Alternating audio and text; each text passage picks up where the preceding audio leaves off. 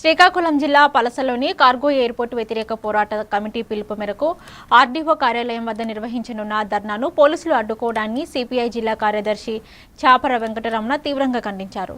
ప్రజాస్వామ్యబద్ధమైన నిరసనలకు అడ్డంకులు సృష్టించడం సరైన విధానం కాదని, ప్రజల హక్కులను గౌరవించాలని ఆయన మీడియా ద్వారా ప్రభుత్వాన్ని కోరారు.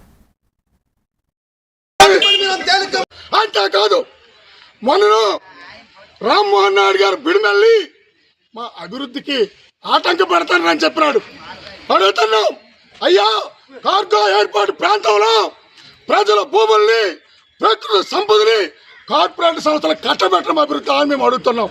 మీరు 3 సార్లుగా ఎంపీ అయినారు, ఒకసారి కేంద్ర మంత్రిగా అయినారు. ఈ జిల్లాకు మీరు చేసిన అభివృద్ధి ఏమిటని మేము ప్రశ్నిస్తున్నాం.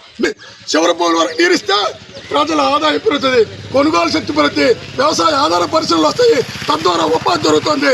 ఆ విధంగా జిల్లాలో పరిశ్రమలు వస్తాయి, సస్యశాలం తప్ప ఇది భూములు, ప్రజల భూములు కార్పొరేట్ కట్టబెట్టి మీరు వచ్చారు. ఇవాళ ఆడతారు ప్రాంతంలో మా భూములు అడుగుతారు, మీ భూములు ఇచ్చినారని అడుగుతారు. దానికి మీరు చెప్పండి సమాధానం మంత్రి గారు.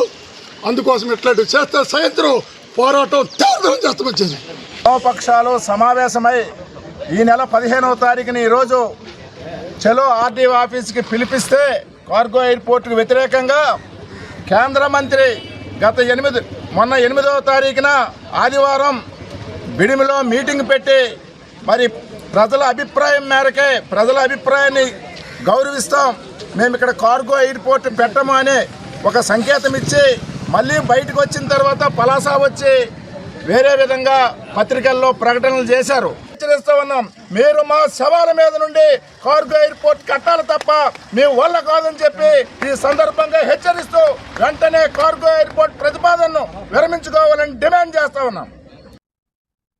నాగర్ కర్నూలు జిల్లా